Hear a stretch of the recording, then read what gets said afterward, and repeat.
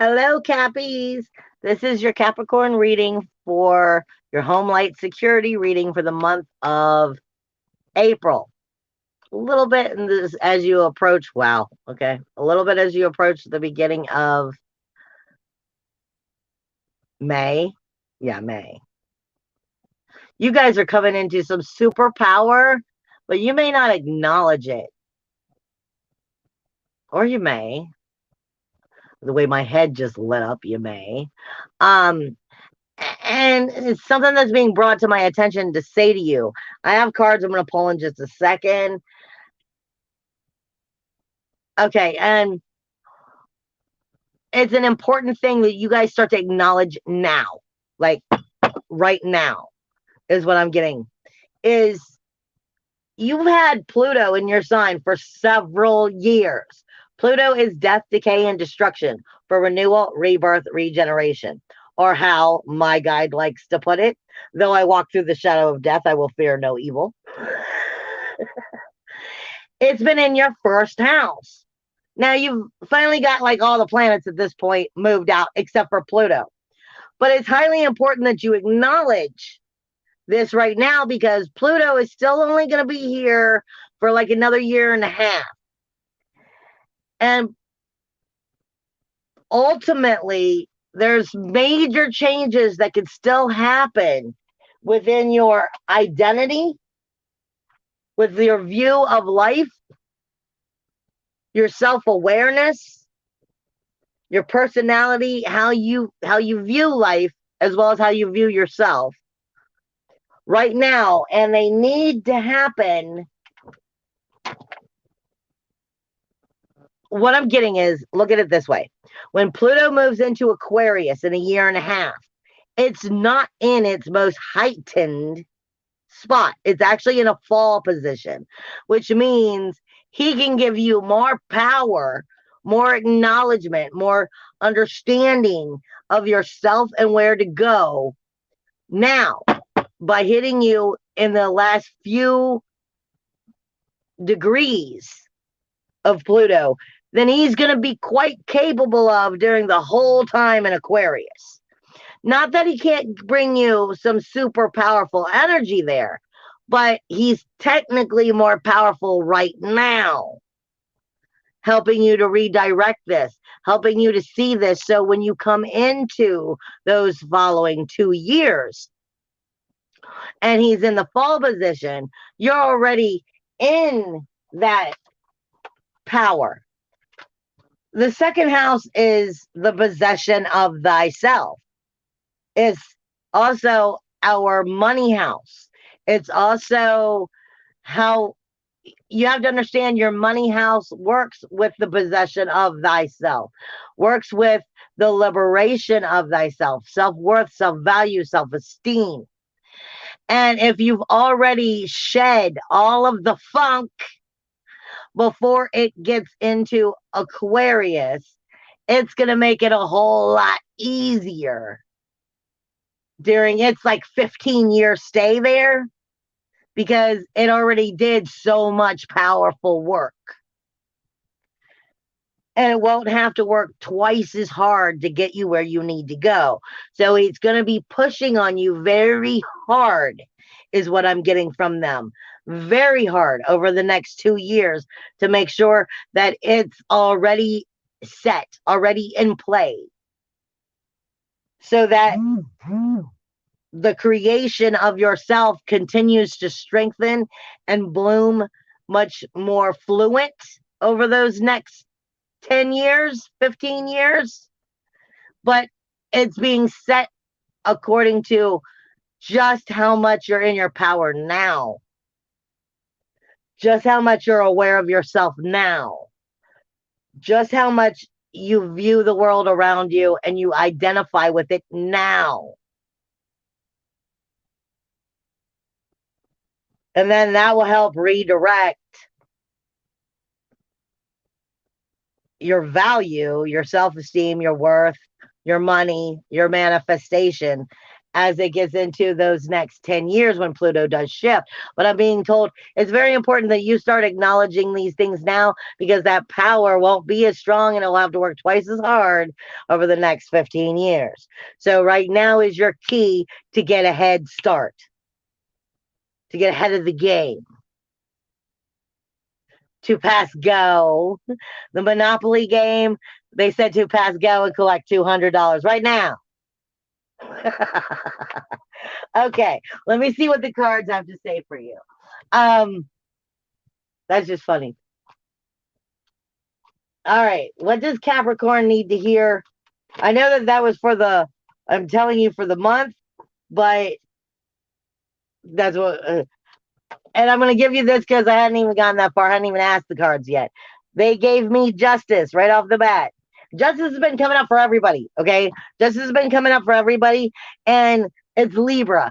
And this means, for crying out loud, put yourself on the freaking scale. Because the Libra energy is all about harmony and justice, harmony and balance. But it's seen as the scales of justice. That's the Libra sign, not the people or the energy of Libra. The only way justice can be served is to place yourself on the scale. Otherwise, it's not getting the full detail story. So it's saying place yourself on the scale.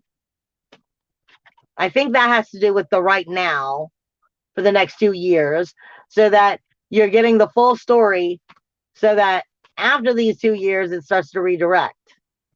Okay, can I kind of have my head back? Thank you. Now, what does Capricorn need to hear just for this month? What does Capricorn need to hear just for this month for helping them in any positive ways forward just for this month?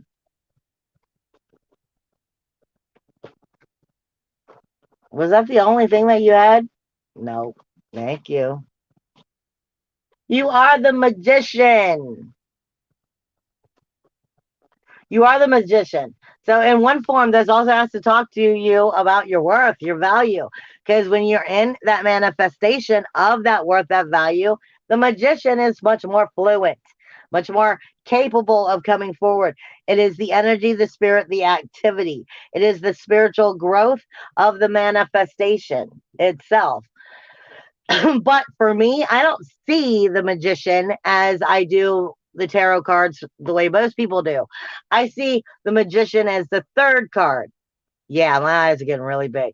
So this is definitely them talking.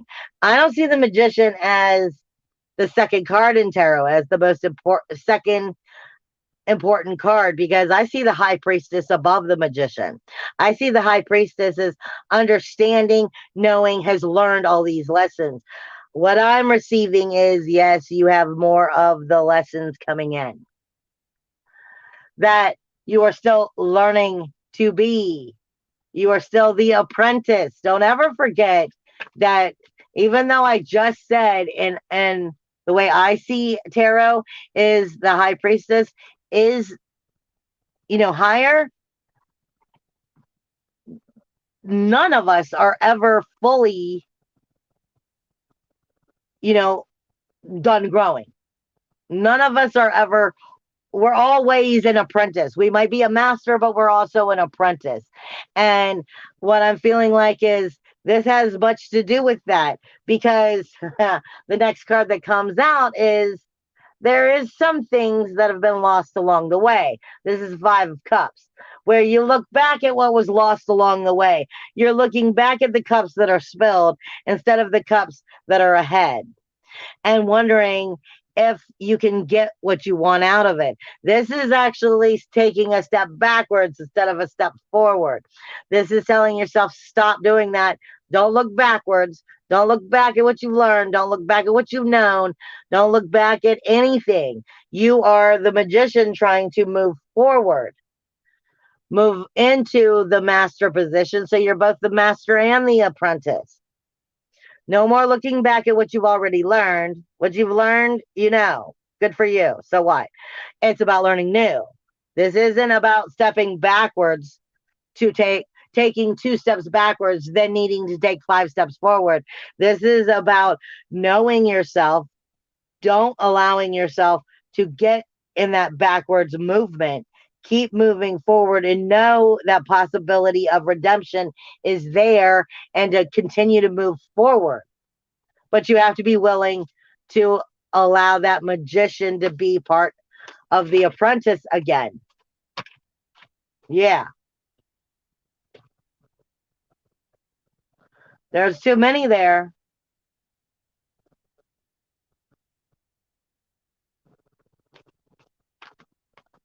Capricorn. What else does Capricorn need to know? Thank you.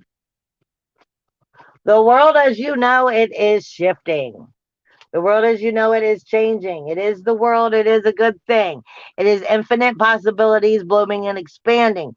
Harmony within the world and within spirit. It is self-realization and individual soul energy coming into the womb of whom and what you are. This is again the apprentice speaking to you of you are stepping into a new level of world energy, a new universe, a new beginning. This is all glorious for you. But I feel like you got a lot of it coming at you right now. No, too many.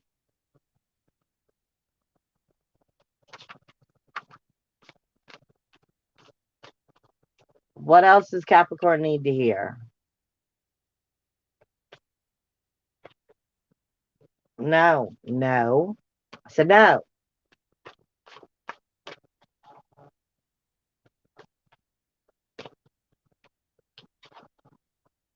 I'm not pulling like 15 cards, yo. No.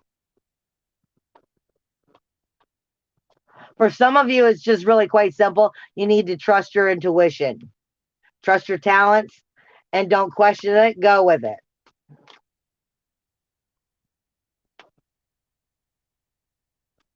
Yeah, that's what I just said.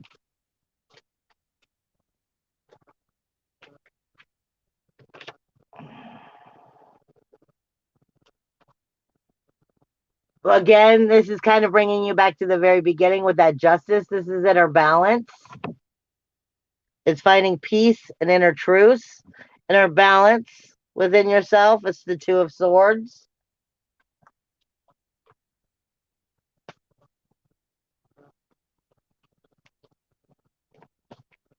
Anything else? Anything else? Anything else? Yeah, there's another deck. That's why.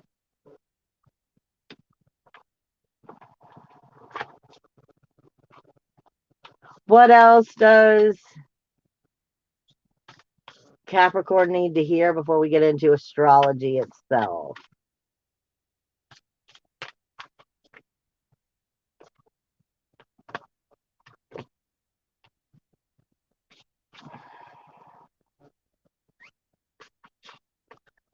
What else? There's another one here. No. Gonna make me cut the deck.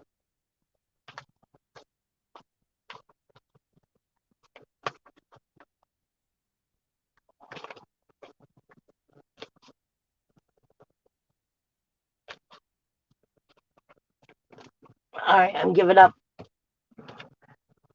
They're telling you to shift your energy.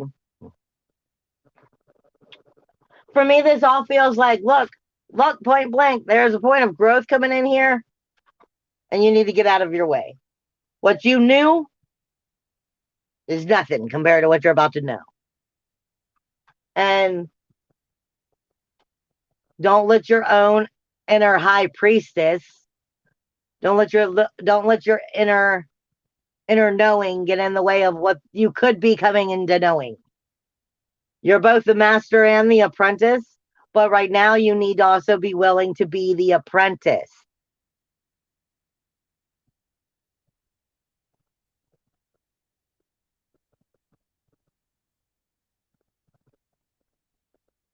And you don't have to be perfect. There's nothing for you to fear.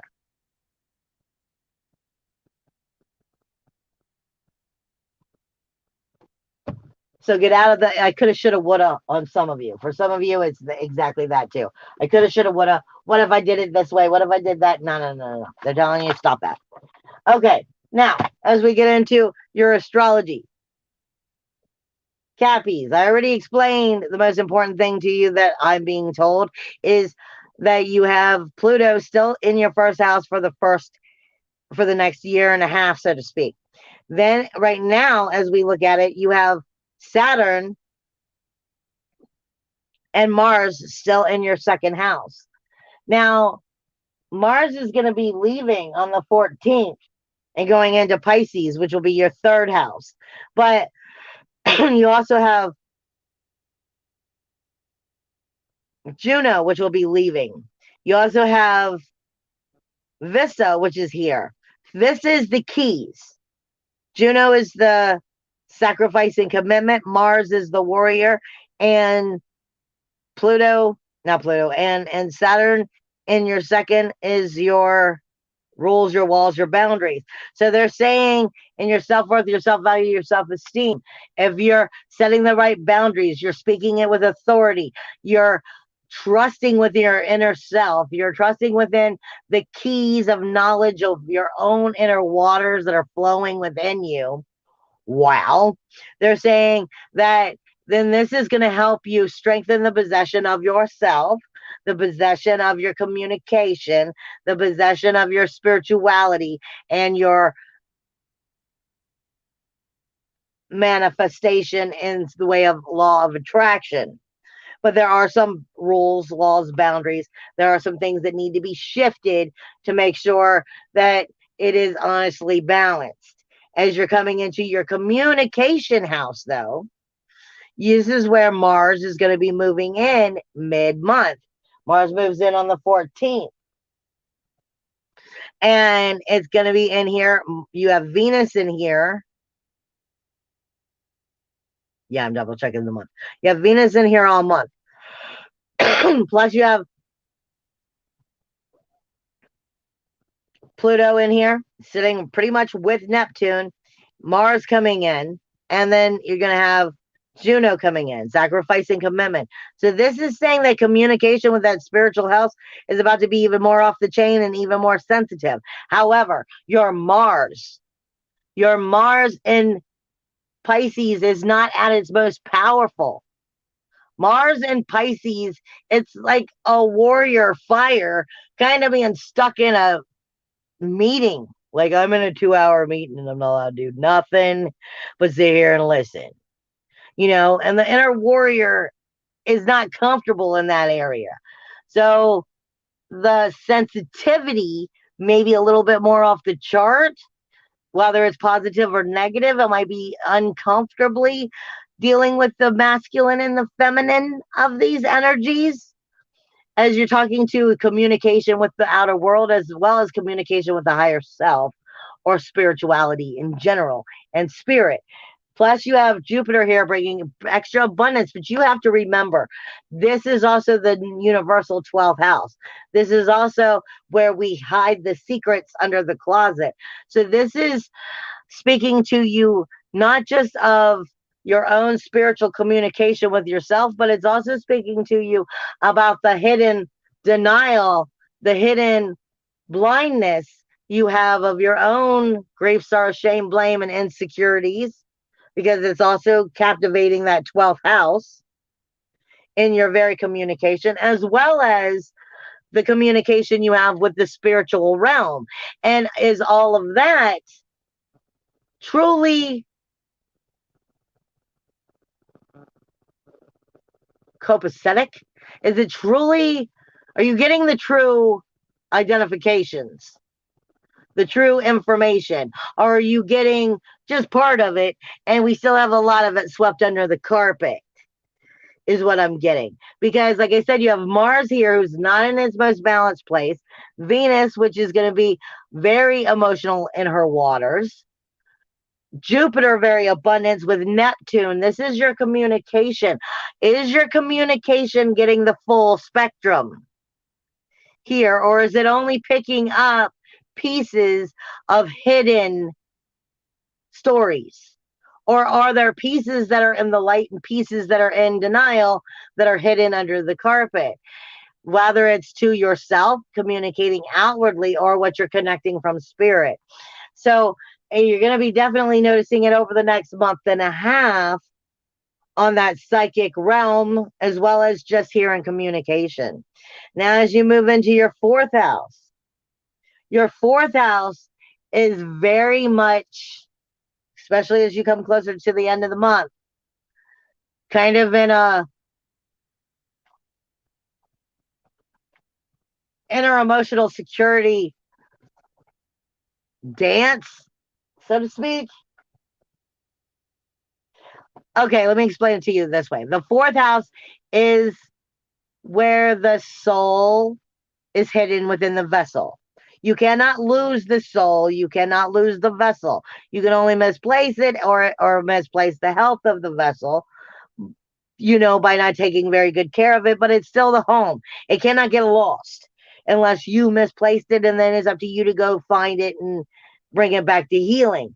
But the thing is, for you, this is also Aries energy. It's a very good place to start something, but not necessarily a good place to end it or to see it all the way through. And the reason that's important right now is at the end of Aries, in the cusp of Aries, trying to move its way into Taurus, which is your fifth house. It's not going to make it into your fifth house, but trying to make it into its fifth house, is Eris, the goddess of trouble, toil, and strife, the goddess of resentment. And you have the sun that's going to be moving over it. You have Pallas, Athena, the warrior goddess, and her strategic thinking that's going to be moving over it. You have Mercury that's going to be moving over it. And this is all in your fourth house. So this is your inner emotional security. And where are you feeling like it's under attack, or where you're not secure within who you are or what you are? Where are you feeling off tilt?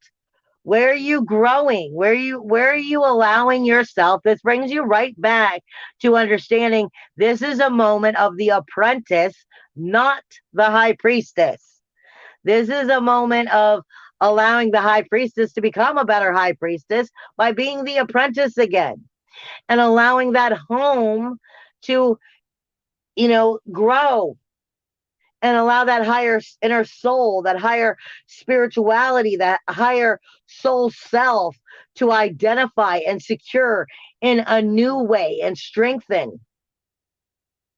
But it's going to be going over resentment, trouble, toil, strife with Mercury in your communication with yourself about where you're in denial, where I use this a lot. I've been being told during this whole time through it I use when I speak of Eris, I'm often being told to see her as Medusa. But this time around, I'm being told to see Medusa a different way, which I think is glorious, because I don't like the mythology, the culture, the stories of Medusa. I do not like the fact that, she was this beautiful maiden and she got done ugly by the gods. And in the way I view it, it wasn't her fault. It's not her fault that the gods, one of the gods liked her and the other one was jealous. She got dealt an ugly hand of injustice and was turned into, the woman was half snake and whatnot. And so you can live your life in that trouble, toil, strife, resentment of that Medusa, or you can be the commercial that's out right now. And there's a commercial that's out where I don't even know what the commercial is about, but in the commercial, there's Medusa and she's in a bar and she's put some sunglasses on. And in a way, the way my guides are giving it to me is Medusa finally found a way to give the gods a fuck you. Oh, so if I put these sunglasses on, I can still be out. I can still be sociable. I can still, not be left alone. And my eyes won't turn everybody into stone. Not unless I lift up the sunglasses. So in a way, she was able to give the gods that. She found her power. She got her power back. She may still be half woman, half snake, but she got her power back. This is part of what I'm saying is going on in your heart chakra, in your home, in your inner emotional security is where are you being that Medusa with the sun illuminating it, with Mercury moving over it, with Pallas the Athena, the warrior goddess, and her strategic thinking coming over this. Where are we going from our inner emotional security and into our creative house? From the vibration of Medusa, who still is harmed and still has got dealt the hand of ugly cards, or from the Medusa who put on the sunglasses and is like, nah, screw you, I'm taking my power back. So are you taking the power of your inner authority and you're allowing it to grow, your inner self-worth, your inner value, your inner emotional security by tapping into the soul? Or are you taking that Medusa that hasn't fully come full circle and moving it into the creation energy? Because your fifth house is where all those energies are going mid-month. Mercury will be moving into Taurus on the 10th. You'll have the sun moving in on the 19th. They're all going over these mid-month and moving into the house of creativity and creation and fun and expression, which will be Taurus, which is also speaking to you of, on a universal level, your self-worth, your self-value, your self-esteem, finding the possession of you and bringing it back into power. So this is saying as you move into the end of the month and the next month, are you bringing in your power from a lower vibrational ego? I haven't brought the healing forward state, or are you bringing it into I've found my power, I've recalled my power, I brought it back to me state, and then truly coming into the possession of who and what you are and bringing that into the expression of who and what you are, meaning your hobbies, your fun zone, your pursuit of pleasure, your anything that you enjoy. What do you enjoy being a part of? For some people it's their magic itself, for some people it's their music, for some people it's their art. Are you getting the time to enjoy and to express and create?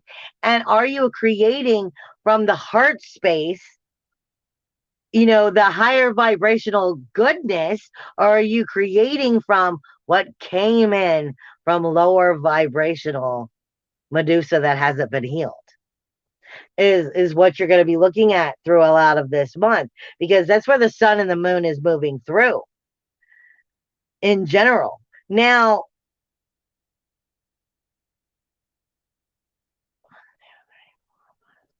as you come into that sixth house, this is coming into karma for you.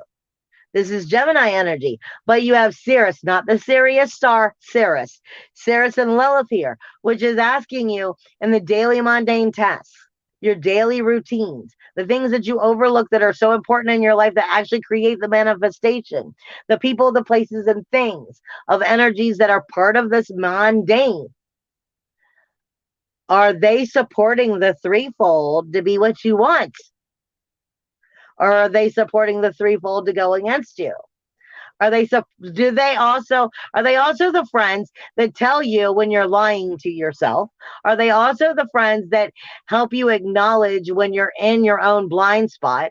Or are they the friends that aren't friends and manipulate you into what they want? There's a fine line here, because the threefold is having the people, places, and things in your daily mundane that support you growing into everything and expressing and being who you want to be. But they also have to be real enough to tell you that they love you even when you're kind of causing yourself harm, versus just trying to manipulate you. There's a fine line of understanding the true ones that are there, because you also have Lilith here, which is saying your daily mundane fuels the fire of your manifestation. So what are you doing with your expression? What are you doing with your fun? Are you getting to know yourself, and are you getting to truly come up into your inner fire? This is a beautiful thing. It really, really is. Now, as you get into your sixth, seventh, eighth house, there's nothing here except for the full moon. The eighth house is taking, let me make sure, 1, 2, 3, 4, 5, 6, 7. Yeah, wrong. 1, 2, 1, 2, 3, 4, 5, 6, 7, 8. Your 10th house is where your full moon is taking place. This is the outer world. This is your honor, your reputation, but this is the outer world and the authority and the political arena as well. And this is important because no astrologer is going to tell you this. How Maya is sitting on the cusp of Libra going into Scorpio, right exactly at the same place where the full moon is going to take place. How Maya is the whole collective consciousness. That is its message, the collective consciousness. And it is taking place in your 10th and 11th house, this full moon. So the moon with Haumea is going to be bringing attention to the collective consciousness of your honor, your reputation, your prestige, your outer authority, and what authority you have by owning your power in the outer world versus what the outer world tries to push upon you, as well as the community that you keep, the groups and the memberships that you keep. And are these those same people that support those dreams, those ambitions, and bringing it into fruition that will help you realize your truth and how to get there versus manipulating you into creating their truth? So there should be an even give and take. There should be an even level of authority by allowing your true friends to be in the authority of their own self and allowing them to come into their own power of their own dreams and ambitions and what they need to do, but being honest with them as well as them being honest with you about where we're in our own ways. Not about necessarily putting them together into one, but where we're in our own ways and how is best to make that authority of the outer world shine for both of us, whether it's individually or together. So, I mean, this is a very good thing, but it's the collective consciousness that is being brought to attention and how emotionally you handle it as you deal with the full moon. That is taking place on the 16th. Not to mention, this whole month is a dark month. You have 2 new moons, the first day of the month and the last day of the month. So, this is definitely a month of enlightenment. It's a very positive month, it seems like, but a month of enlightenment nonetheless. And then you don't have anybody in your 12th house. So that's pretty much it. Like I said, I feel like this is a very good month for you. The only thing that you could possibly be doing wrong is trying to be the master when you need to also be able to be the apprentice. Allowing yourself to receive the new lessons and the knowledge that come with the expansion of who and what you are. I love you. Bye.